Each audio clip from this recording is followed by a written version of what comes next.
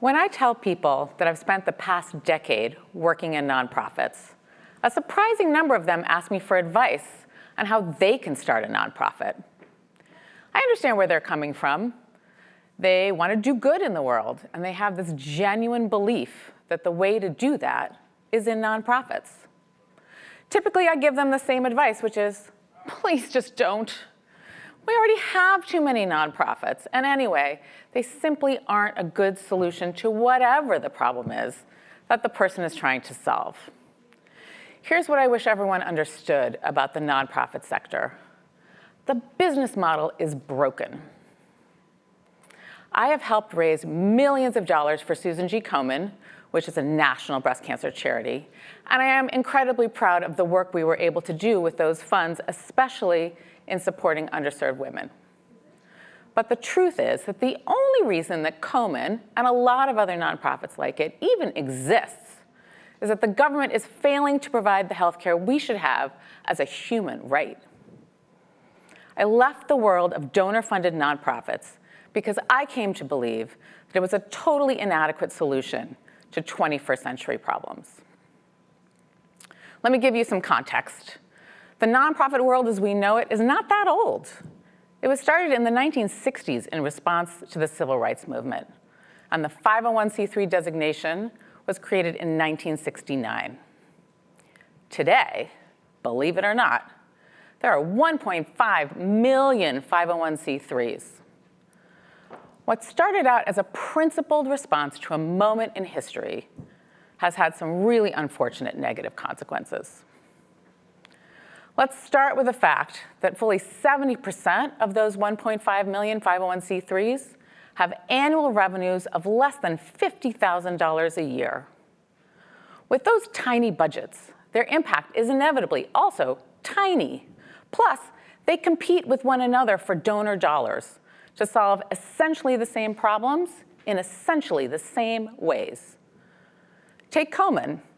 If you go to GuideStar, which is a registration website for nonprofits, you will find nearly 7,000 breast cancer charities. All of that competition for donor dollars is pure inefficiency, which is paid for by those very same donor dollars. Look at it another way. Imagine those 1 million tiny nonprofits have annual budgets of $25,000 apiece. That's $25 billion. Or, put another way, the annual budget for the Environmental Protection Agency. Now, nobody is suggesting that we should all donate our money to one gigantic, multi-headed hydra of a nonprofit. But it's pretty clear that if there were fewer entities, there'd be less duplication, less inefficiency, and less waste. Nonprofits are a significant employer in the United States. About 10% of Americans work in the nonprofit sector. Unfortunately, those jobs are problematic in a variety of ways. Start with wages. Nonprofit salaries are lower, and sometimes a lot lower than the salaries for those very same jobs in the for-profit sector.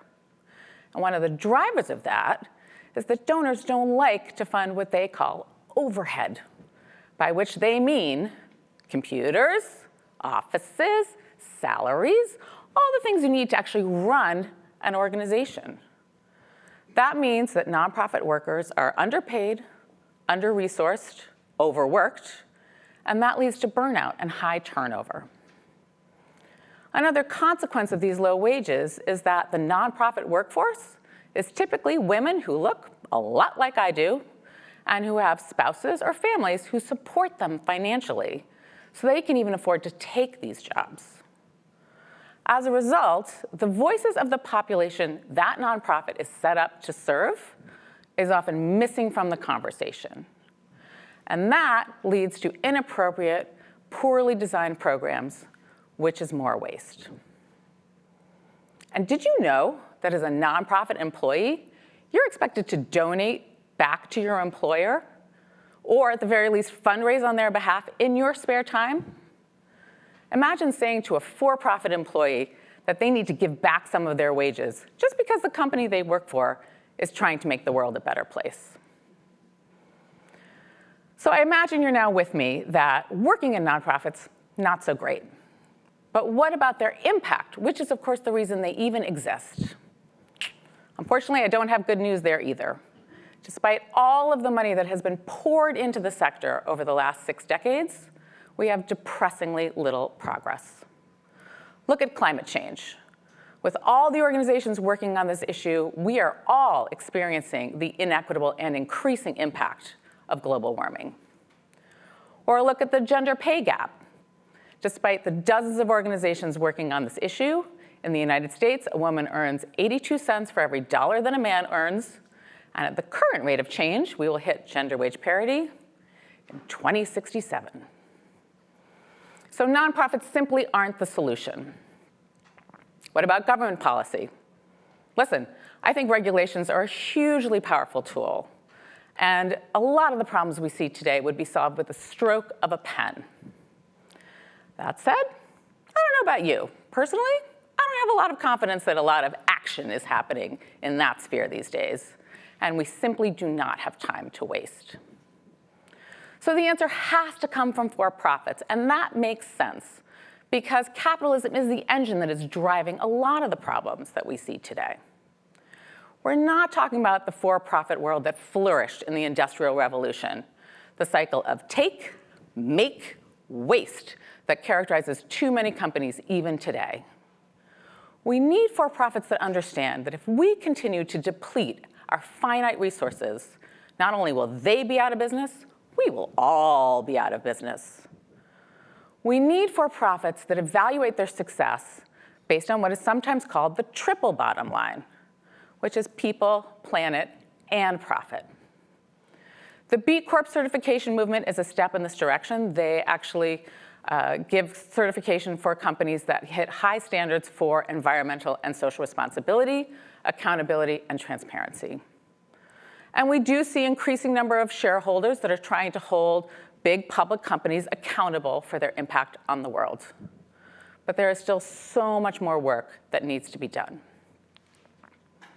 If we want a world where we can both earn fair wages and make the world a better place, we need a new paradigm. And that is where the small, for-profit for good, social enterprise comes in. There's a magic in small businesses. They're nimble, they're creative, they're innovative. They are evaluated on their ability to deliver value to customers, not like the small nonprofits on their ability to attract donations. Plus, they can provide incentives to attract and retain top talent.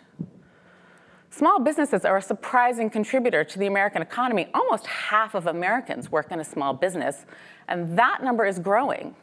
In 2023, there were a record 5.5 million new small businesses started. Imagine if all of those entrepreneurs centered the well-being of people and planet when they were building their businesses. We would really see some change. I invite you all to be part of the solution. Here's what you can do. Educate yourself about the social enterprises in your community and patronize them when you can. Learn their inspiring stories. I promise they will give you reasons for optimism. And then share those stories and that optimism with others. Become an evangelist for social enterprise.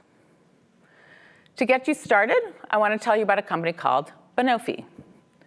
They have created a product out of the waste from banana crop that is an imitation leather. This product looks, feels, even smells like leather, and it uses much less water and none of the toxic chemicals that are in the traditional leather tanning process. Plus, they use fibers that would otherwise go into landfill.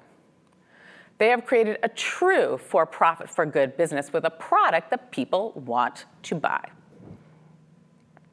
So the next time somebody says to you, I'm thinking about starting a nonprofit, I hope you will encourage them to instead think about a for-profit for good business. Maybe you'll even join them to help them and be part of the change you want to see in the world. If we do this right, eventually we won't have to talk about social entrepreneurship because all entrepreneurs will center the well-being of people and planet as a matter of course. I really hope that happens soon because our collective future depends on it. Thank you.